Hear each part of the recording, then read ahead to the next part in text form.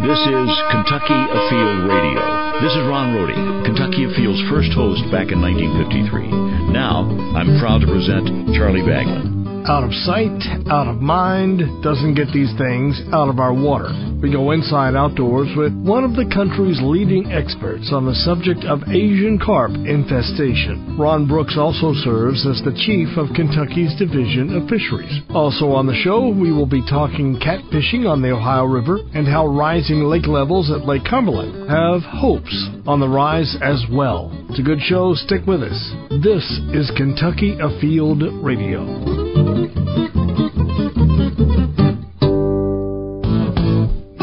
It's time to register for Kentucky's elk hunts. This is Tim Farmer. The Kentucky Fish and Wildlife website is Elk Central and the only place to enter this year's draw.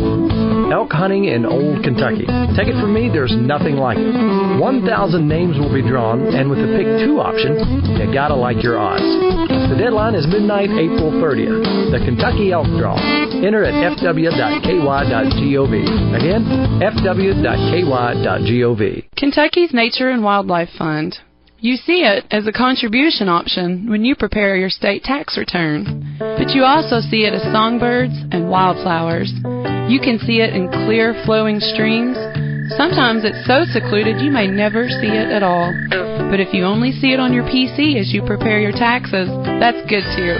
Google it and see the difference this fund makes.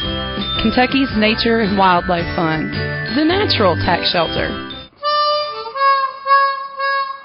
This is Kentucky Afield Radio, and my name is Charlie Baglin. We welcome to the show today the director of the Kentucky Division of Fisheries and the chairman of the Ohio River Fish Management Team, Ron Brooks. Ron, welcome to the show. Thank you. Good to be here. A year ago, we were talking about Asian carp, and I have a feeling a year from now, 20 years from now, we're still going to be talking about Asian carp. There's a good chance. But it's your baby, unfortunately. Can you bring us up to speed just in a minute what these things are all about for anybody new to the issue? Sure. These things were imported from Asia back in the 70s to help tertiary treatment ponds that are over-fertilized on commercial fishing farms, the catfish farms in the south. And so what happened, of course, is very shortly after they brought them in, they escaped for one way or another into the Mississippi River, and then they took off. The biologists, when they brought them over, didn't believe they'd be able to survive the Mississippi River, but of course we found out differently. And the rest is history. They're everywhere in the Mississippi River Basin, and they're in large numbers. So our goal right now is to figure out how we can reduce those numbers so they don't affect our sport fish populations. And they eat the things that sport fish eat. Right. They're sort of robbing the pantry. Yes, for our sport fish. Yes, they are. They eat the very bottom of the aquatic food chain. It's called phytoplankton and zooplankton. Phytoplankton are microscopic size plants, pretty much the plants that are responsible for oxygen in the water type of thing. And the zooplankton eat phytoplankton. And so now you got two species that graze off the very bottom of the food chain. And so they affect every other fish species when they're overpopulated. You mentioned the Mississippi Basin. If you looked at a map of the United States, where would this be? From Minnesota all the way to New Orleans? Yes, it actually reaches well into the Dakotas. There's 28 states involved in the Mississippi River Basin, so that's 40% of the United States' waters.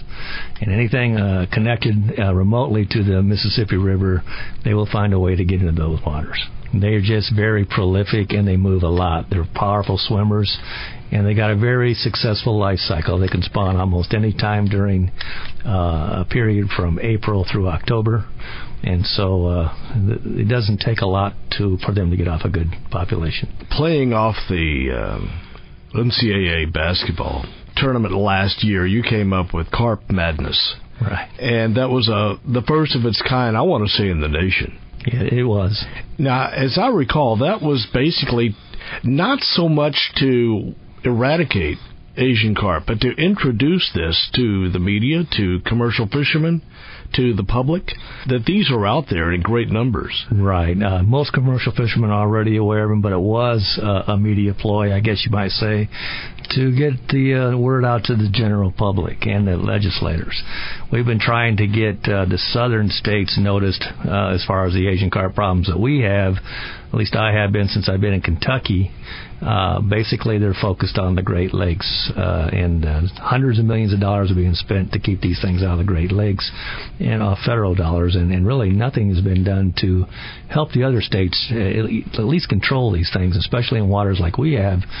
When you look at Kentucky and Barkley Lakes, the economic value of those two lakes is about 1/7 of the Great Lakes, and the economic value is what spurred the Congress to try and do whatever they could to keep Asian carp out of there. So what's the route between Kentucky's Great Lakes and the Great Lakes? How do you get from Barkley to Lake Michigan? Basically, you would just go down the Cumberland River. After you get out through the dam, Locken Dam, or down the dam, you would get onto the Ohio, go down to the Mississippi, up the Mississippi into the Illinois River, and straight up into the Great Lakes. There are also other more convoluted ways of getting there through Indiana. I think the federal government found 16 waterways that they could potentially get up through there, but that's the easiest route, is to be up through the Illinois River. How do you keep them out? How do you keep them from venturing north? Right. What Illinois has done, and the federal government has helped them fund them do, is several different things. One, they've contracted commercial fishermen to fish the leading edge up in the Illinois River, to the point to where very few, if any, Asian carp have actually ventured above those areas. They kept the populations very low through contractual fishing.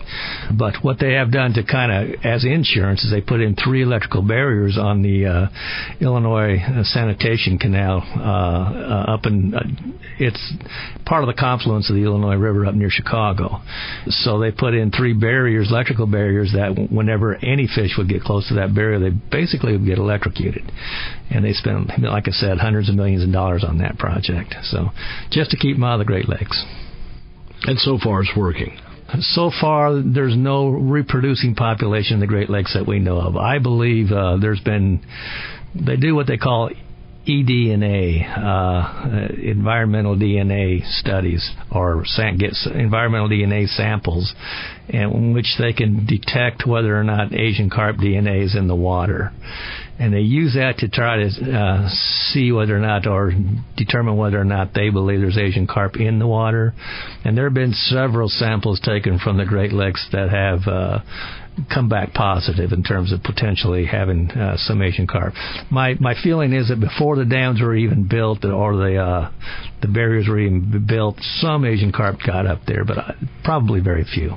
You're also wanting to prohibit this fish from traveling up the Ohio River toward Pittsburgh. Right. We got some money from a foundation in Pittsburgh, Qualcomm it's called, and they provide us with $150,000. And we worked together with West Virginia and somewhat Ohio to contract commercial fishermen exactly like they did in the Illinois River successfully. We started in the Greenet Pool. We found very, very few. Actually, we only caught 1 fish in 4 weeks of sampling or of work. And so we moved our leading edge down to the Meldal Pool. There's a few more fish there, and we believe that's a good place for us to focus on in this coming year. We have about $50,000 of our own aquatic nuisance species money, and West Virginia's pledged $70,000. So that should take us through another season of trying to fish down what we're calling the leading edge. To kind of, they won't stop anything from going up in terms of the species themselves. Some fish will always go up. The idea is to keep it so low in terms of the immigration to the point to where they can't reproduce naturally.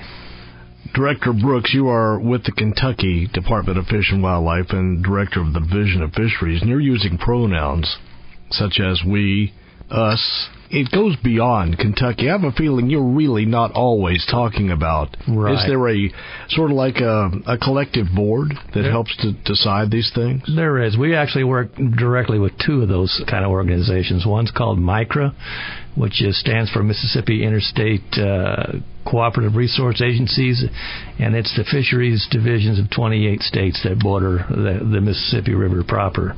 We also work with the Ohio River Fish Management Team, which is 6 states that border the Ohio River, which actually I'm chairman of right now. And so with both of those agencies, we've been working really hard to not only get bodies on the water to get some work done, but also get some federal assistance in this leading edge work. Who is in charge of the 28-state coalition? Right now, the chairmanship moves around. Ron Benjamin from Wisconsin is the chairman right now. He will give up his chairmanship to Bobby Wilson of Tennessee. I am chair-elect of that organization, so I will take over chairman in 2 more years. Ron Brooks, the Kentucky Division of Fisheries Director, and the subject is Asian Carp. An update. My name is Charlie Baglan. Stay with us on Kentucky Afield Radio.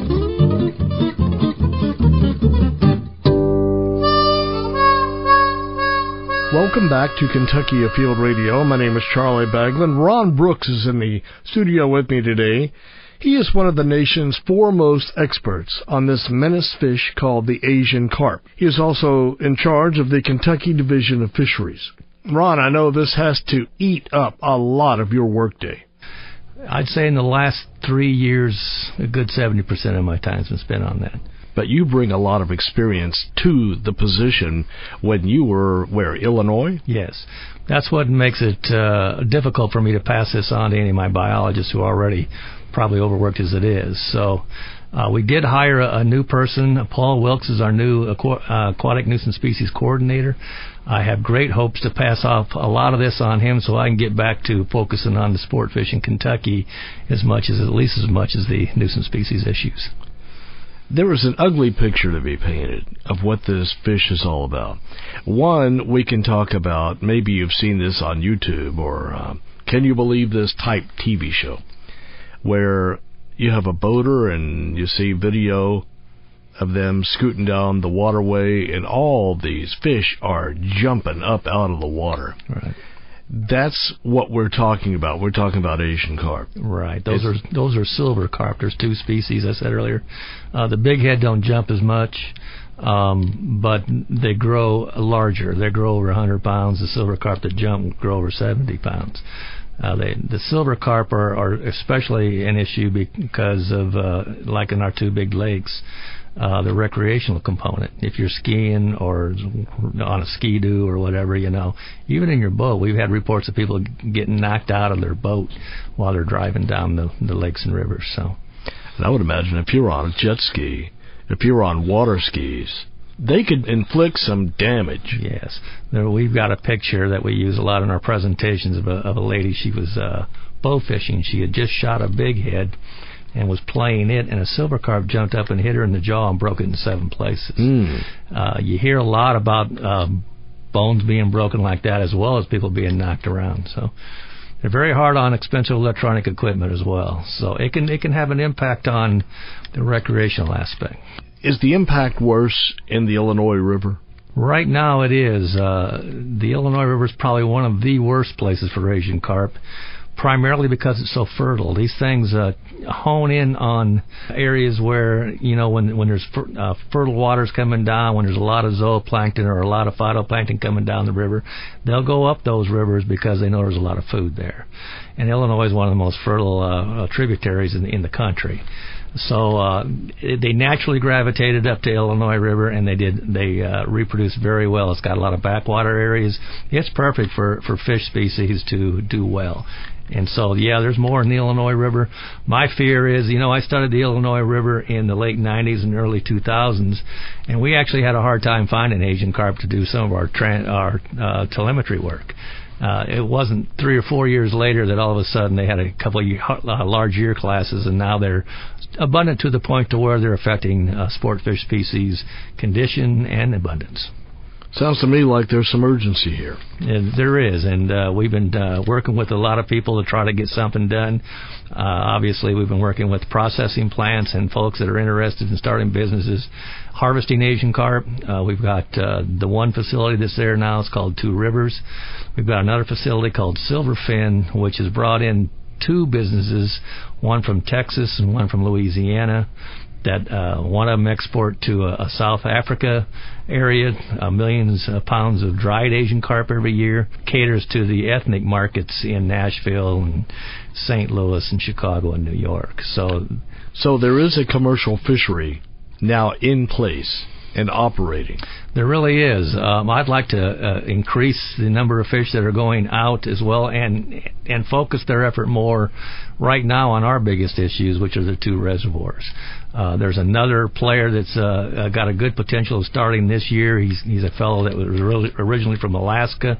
He's brought in a processing ship that he's retrofitted for Asian carp. It used to be a salmon processing ship.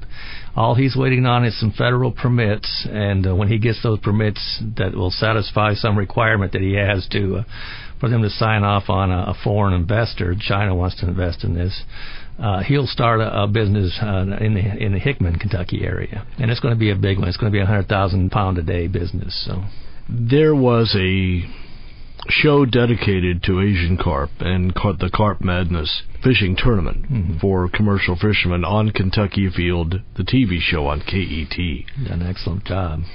It was a good show, and it really did open your eyes to what these things were all about. Yes. And at the time, we were wanting to educate the viewers on the presence of these, and that one possible means of controlling them, if not eradicating them altogether, but at least controlling the numbers, was through commercial harvest, because it's a mighty tasty fish. It really is. You were mentioning markets in Asia and South Africa, and the market's always been there. It's the infrastructure. At least the export market's always been there.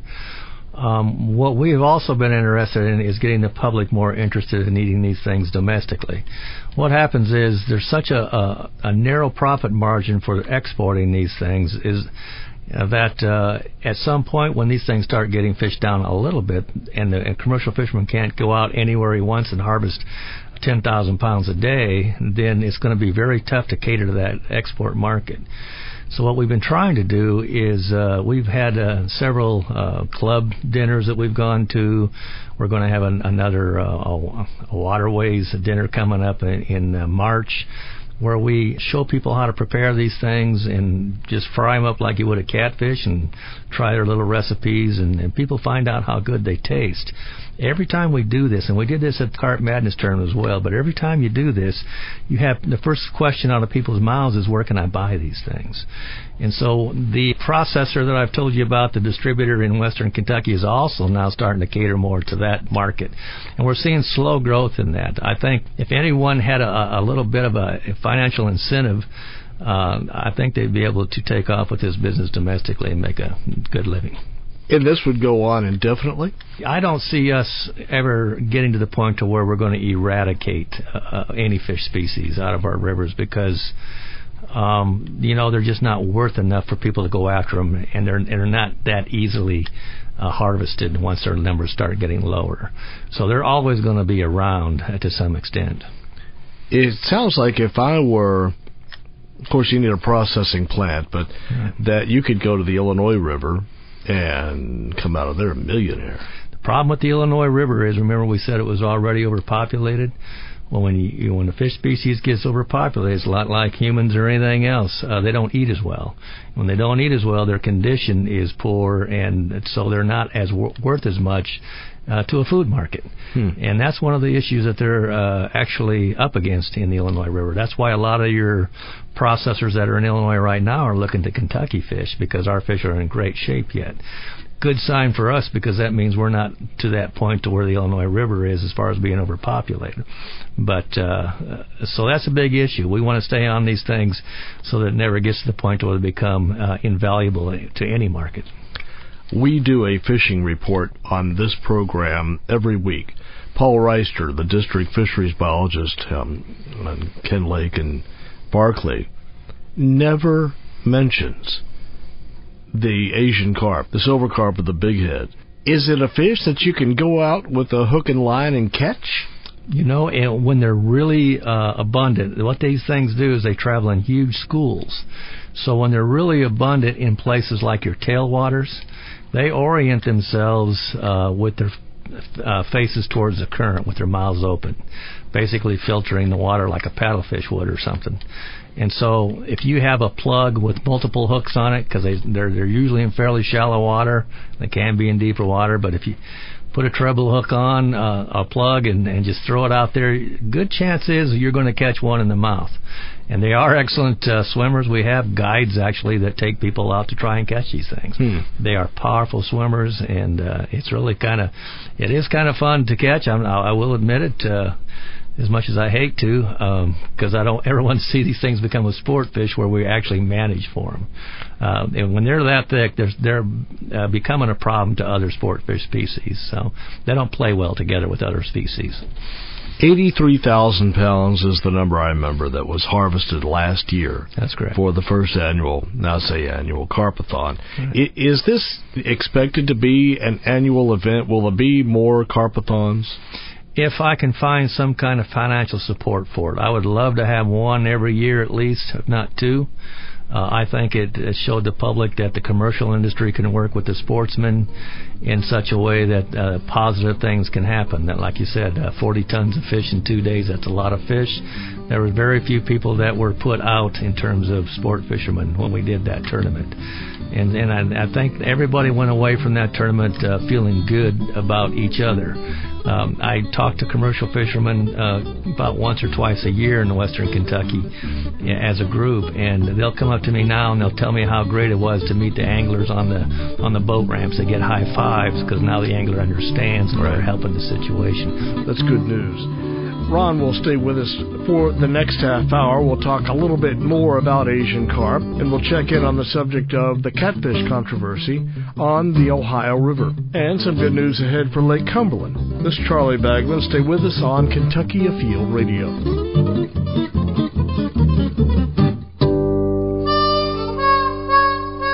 My name is Charlie Baglan. This is Kentucky Afield Radio. Next time you are playing on Facebook, do this. Put Kentucky Afield Radio in your search box, find us, and like us. Every now and then you'll get stuff from us on upcoming guests. You can give us show topic ideas, anything else. We are there. Find us. Time now for our fishing report. Hi, this is John Williams with the Fishery Report for Southeast Kentucky. Fishing has been slow the last several weeks in the Southeast District as brutal cold weather has kept fishermen off the water. We do have some ice on some of our smaller lakes and the major lakes like Cumberland and Laurel. Probably the surface temperatures are at 40 or maybe a little below. We have stocked trout in some of the small lakes, Burcombs, Beulah, and also at Laurel. Those can be caught on spinner baits or small crank baits. And if you can stand the weather, smallmouth fishing should be good this time of year on Laurel, Cumberland, and Dale Hollow. And finally, walleye should be making runs up into the headwaters of our major lakes like Lake Cumberland. You can find them in the Big South Fork, also up in the Cumberland River below Cumberland Falls. So give those a try. Hopefully it'll warm up a little bit, and fishermen will be able to get out on the water. As always, be safe and stay warm. Hi, everybody. This is Fred House with the Northeast Fishing Report. As would be expected, fishing in the Northeast District is rather slow right now. We're real close to the time when muskie fishing in the Cave Run Lake tailwater area will start picking up. In this area, anglers have some of the best success catching and raising muskie when using shad or rainbow trout-colored crankbaits. During the month of February, fish hatchery crews may be in this area electrofishing in order to collect brood muskie for spawning purposes. When the spawning season is over, all muskie collected from this area will be returned. For you rainbow trout anglers, Greenbow Lake is scheduled to be stocked with 5,500 rainbows during the month of February. If by chance the lake is still frozen over, what usually happens is the employees at Greenbow Lake State Park will take a backhoe and break the ice so the fish can be stocked. Stay safe and warm, and good luck. This is Rob Rold in the Northwestern Fishery District with a few updates on angling opportunities in our area. Our two main reservoirs, Rough River Lake and Nolin River Lake, anglers have been picking up several crappie fishing the main lake channel at Nolin between Wax and Dog Creek, basically fishing along this channel with minnows and jigs. And anglers have been picking up a few crappie at Rough as well by fishing way up in the upper ends of some of the tributary coves. Anglers have been catching some crappie as well as sauger below lock number 3 on the Green River, which is Rochester. They've been doing fairly well there by fishing jigs as well as minnows on both species.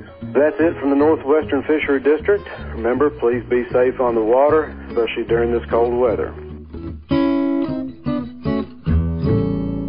Bagland back on Kentucky Afield Radio. Here's a question: who takes the trophy for compromise? Well, if it's truly a compromise, all sides will. Details after the break.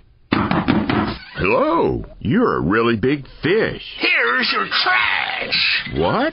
All the stuff you dumped on the ground, washed down the storm drain, and straight into my home. I'm sorry, I didn't know. Don't let it happen again, or else. It's time we all did our part to stop polluting Kentucky's waterways. To find out how you can help, visit stormwater.ky.gov. Brought to you by the Kentucky Transportation Cabinet. Kentucky's Nature and Wildlife Fund.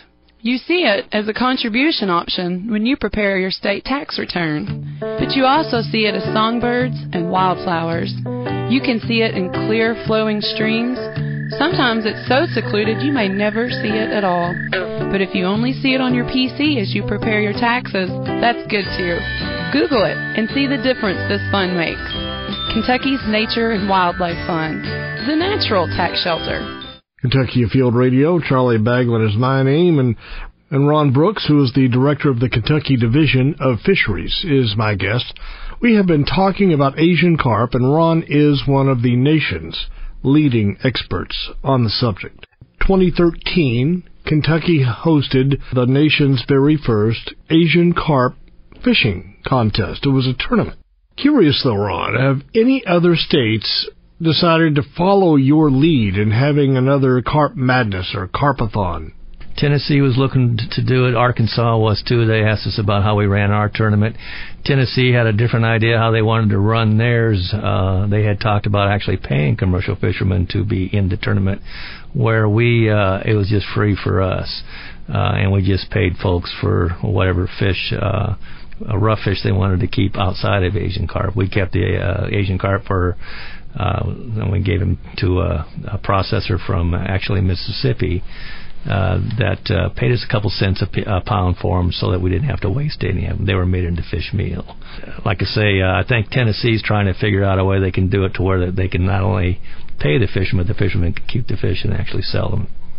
That video is on YouTube. Good. It's called Carp Madness, right. C-A-R-P Madness. You might toss in Kentucky Afield TV in the search box and bring it up. It's worth seeing. It really was an outstanding program. They did an excellent job at putting the issues out there and covering the enormity of what we're trying to show, in terms of the problems we're having in our two biggest reservoirs, not to mention just about every other tributary to the Ohio River and Mississippi River in Kentucky.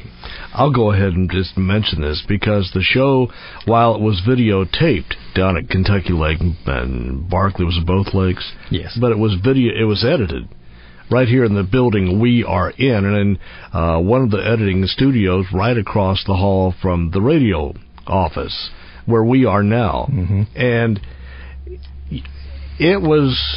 they worked in shift. This was 24 hours a day. They had so much video, so much footage.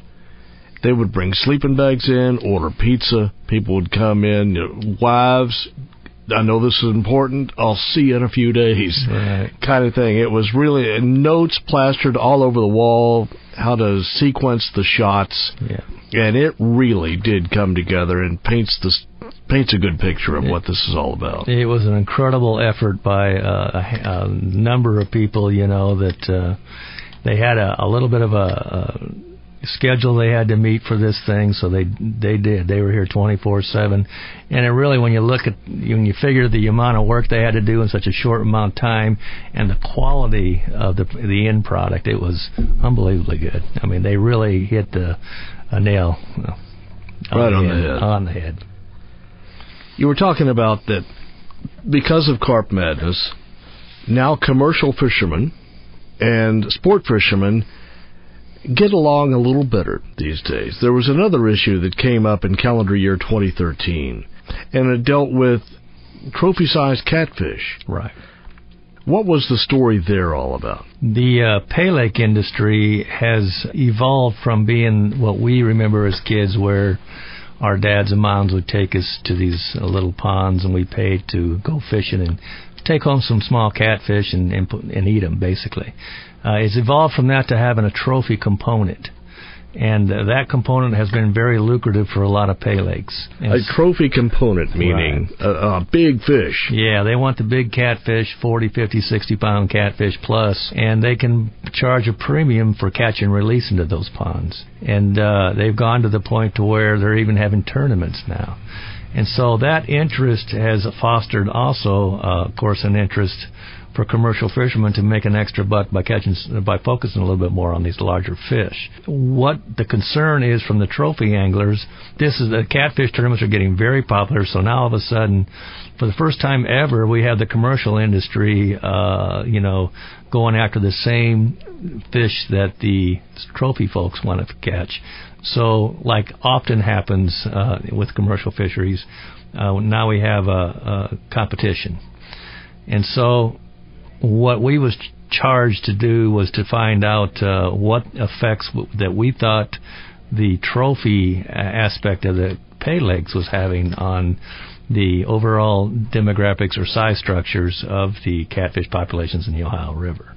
And we did an extensive research project. We brought in 2 other states, Illinois and Indiana, helped us get data for this.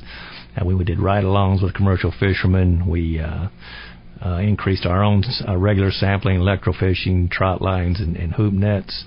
And we went to tournaments to try and figure out exactly where each of these subpopulations, I guess you could call them, in each of these pools, where they were in terms of if there was overharvest or whether or not there was overharvest of the trophy catfish. We did that, and we came back with an understanding of that there's something could have been done for the upper part of the Ohio River, because it did look like there was a declining trend in the number of big catfish in the upper part, not so much in the lower part. So we structured a regulation after several meetings with commercial fishermen and anglers. We put together somewhat of a compromise that was also good, what we thought was good for the resource. And so we came out with this proposal.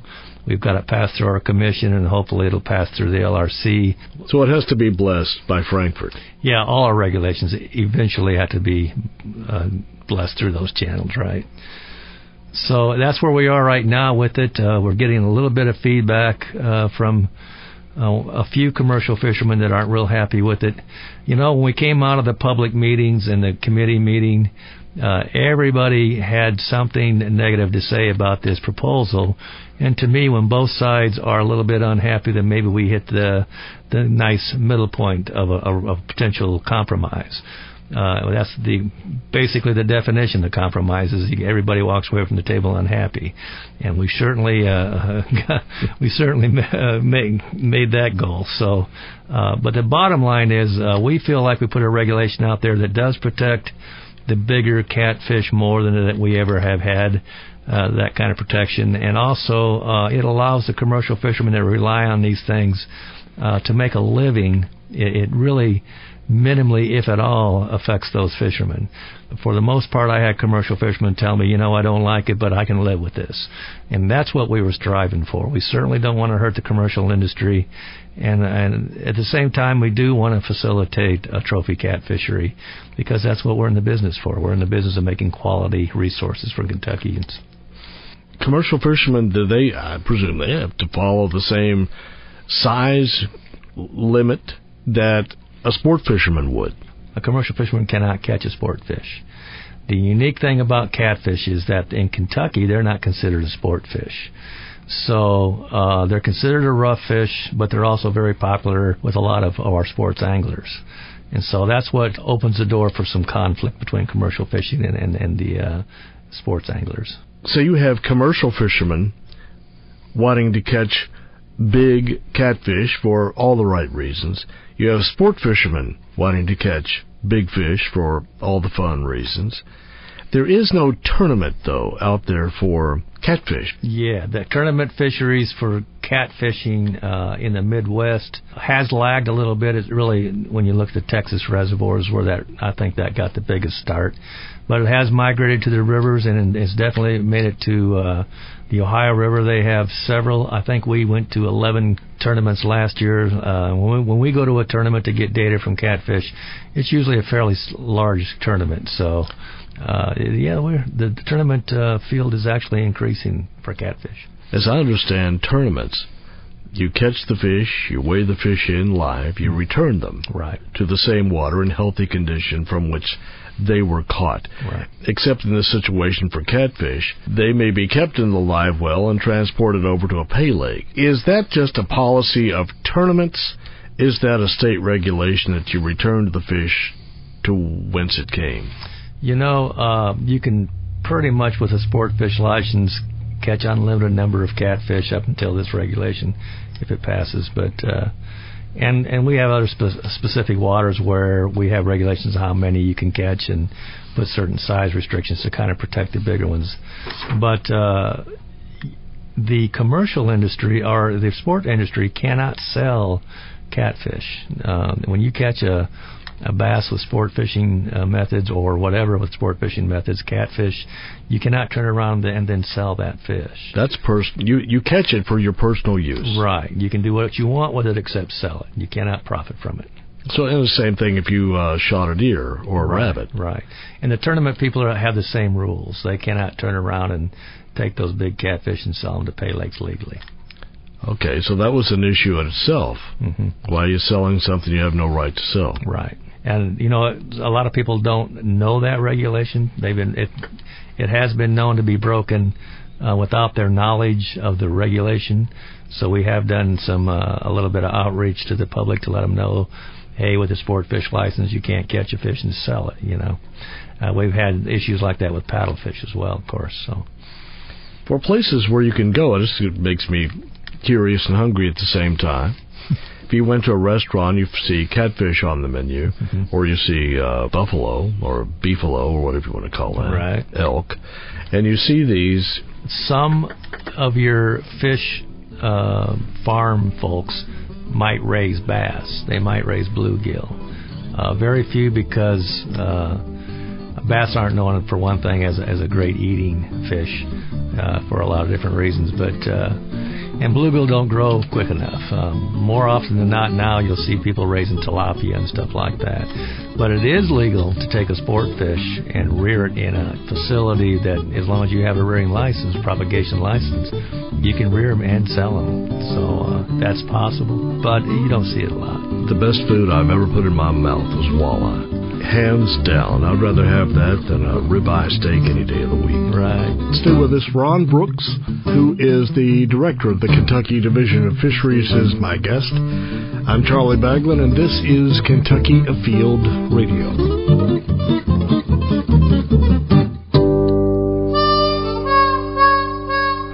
Kentucky Afield Radio back. My name's Charlie Baglin, and Ron Brooks is my guest. He's the director of the Kentucky Division of Fisheries. Before we went to break in the last segment, we were talking about trophy catfish and the controversy and a new regulation. If passed, anglers fishing on a sport fishing license would be allowed to keep one flathead catfish more than 35 inches long, just one of those, and one channel catfish more than 28 inches long on the Ohio River, with no daily creel limit on fish under those measurements. Right. Do you think that this will resolve the problem? Key to this, along with the sport fishing, is the commercial fishing regulation, which is, by the way, above Cannelton Lock and Dam is the same regulation for commercial fishing. Yeah, I think that will preserve more of the larger fish where that regulation exists for both sides. And both sides can walk away from the table unhappy, but at least realize that there is a solution in place. Yes, that's correct. And I think the sports anglers, by and large, were on board with this regulation. This is the regulation that Ohio put out before they had any information on the size structure or the abundance of catfish in the Ohio River. and we've been pressured ever since they put a regulation on by both the other states as well as the sportsmen. But we tend to try to do regulations based on the resource and not political pressure. And so that's why it was important to all of us to get data that shows us if a regulation similar to that would be helpful. As it turns out, although it might not be the ideal regulation, if I was going to make one from scratch, I may not have used those links, but it is close enough to where we can try to put those same regulations as Ohio has, because it's important that all the states along the Ohio River try to have the same regulations. Otherwise, we don't really know how our regulations are helping or hurting the population. Let's talk about some good news. Back in 2007, Lake Cumberland was dropped down to a lake level of 640 feet. It's on the rise. A lot of states do what we call intentional drawdowns for a year or two on lakes, because it allows the vegetation to grow up, shrubs to grow up, and all that means is that there's a lot of forage and cover for young fish and older fish when the waters are returned to their normal levels. In the case of the Cumberland, that's a lot of substrate that's been formed in the last 6 years or so. You went down to 640 from, I have the quote, with repairs to the dam nearing completion, the Corps raised the lake to 705, so presume that's where it is now. That was this last year, right. That's where it is now, yes. 705, thereabouts. Right. And in the past spring, could return it to its normal 723 feet above sea level. Right. We got about half of what they originally drawed down in 2007 this last year. We're already seeing a benefit from it. So you've got about 80 feet of shoreline that has been exposed basically since 2007. So that's a bunch of years. That's a lot of trees, the saplings growing up, bushes, shrubs. Yes.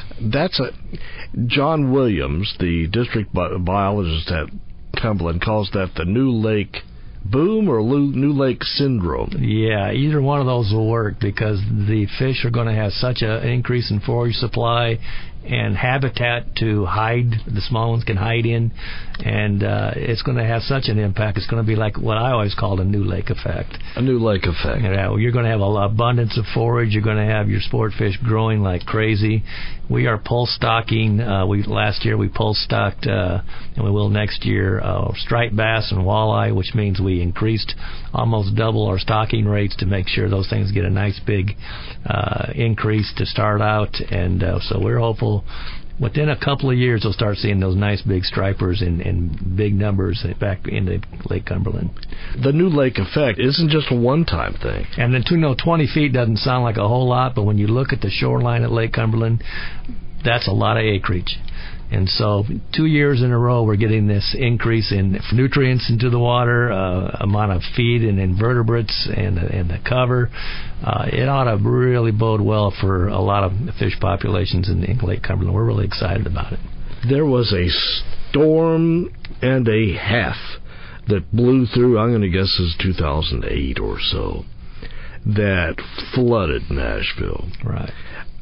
I just, for the heck of it, wrote an email to 2 or 3 TV stations, I don't know if they paid much attention to it, and said, had Wolf Creek Dam been breached, this is what would have happened. If that dam had collapsed down there, this is what you would have seen. Yeah, even worse, it would have happened all at once, or there just would have been one big gush of water coming down. So that would have devastated everything in its path. Yeah, the Army Corps did exactly what they needed to do to ensure the safety of everyone below the dam. So they did exactly what they needed to do. Tennessee Titan Football Stadium. If you've been to Nashville and seen it, I mean, this thing is mammoth. It's huge. Right. 20-yard line, 20 feet underwater. Wow, yeah, that's something. Do you remember that storm? Did it have an impact up in Kentucky on the lake level? Was it difficult to keep that lake from coming back up? Yeah, the lake level actually went right back up to its original levels for a very short time. Of course, they opened it up as much as they could without flooding down below. But the key is that even though that water level came up, it didn't last for a long time, which is what you would need to help perpetuate fish populations. One final subject on Lake Cumberland, with the lake level going up, how does that affect the fishery for trout in the tailwater? Yeah, the Corps worked with us really well to try and keep water temperatures cool enough to sustain the trout life below there during those lean years. We essentially went from a 75-mile reach of trout water to about 25 miles, 35 at the most, during the summer periods. But now that we're going to get those water levels back up to where they were, we're going to get that entire 75-mile reach back. There'll be plenty of forage, and I think you're going to see the trophy fishery return fairly quickly down there. I appreciate you being on the show. I always ask, do you text and drive? Never. I remember I had you down as a solid no from the last time you were on the show. It's gone from no to never, so that's even better. Well, I guess so. Ron, thanks a million. Thanks a lot.